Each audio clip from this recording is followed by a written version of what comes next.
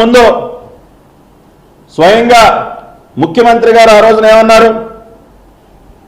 సిద్ధం సభలో ఆయన మాట్లాడుతూ చీకటి పడింది, నేను ర్యాంప్ మీదకి రాలేకపోతా ఉన్నానని చెప్పి స్వయంగా ముఖ్యమంత్రి గారు మాట్లాడినటువంటి మాటలు.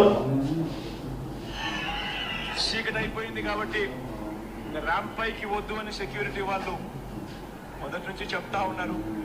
కాబట్టి ర్యాంప్ పైకి రాలేకపోయినందుకు చీకటి అయిపోయింది, ర్యాంప్ పైకి రావద్దు అని చెప్పి సెక్యూరిటీ వాళ్ళు చెప్తా ఉన్నారంట ముఖ్యమంత్రి గారికి.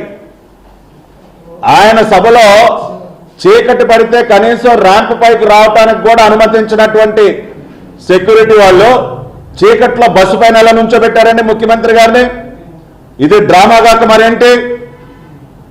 కాబట్టి ఈ విధంగా స్పష్టంగా అర్థమవుతోంది. అంతేకాకుండా మొన్ననే ఒక పత్రికా ప్రకటన పోలీసు వారి వైపు నుంచి ఈ దాడి వెనక ఉన్నటువంటి వారి సమాచారం అందిస్తే 2 లక్షల రూపాయల బహుమానం అంట.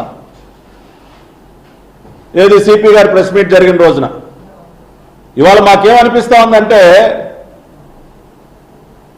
ఇవాళ బహుమానం ఏదో కొంతమంది 2 లక్షలు ఏముందిలేండి, ఇంకా దాని పక్కన ఒక 4 సున్నాలు చుట్టి అటువంటి బహుమానం ఏదో పోలీసు ఉన్నతాధికారులు అందుకొని కొంతమంది జేపీఎస్ జగన్ పర్సనల్ సర్వీస్ చేస్తున్నటువంటి ఉన్నతాధికారులు ఆ బహుమానం అందుకుని ఇవాళ బలహీన వర్గాలకు చెందినటువంటి బిడ్డల్ని బలి చేస్తున్నారో అని మాకు అనుమానం కలుగుతోంది.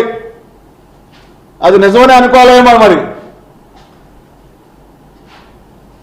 ఇవాళ అడుగుతా ఉన్నాం ఈ జగన్ పర్సనల్ సర్వీస్ చేసేటటువంటి అధికారుల్ని, పత్రికాముఖంగా మేము బహుమతి ఇస్తామని చెప్పి ప్రకటించినటువంటి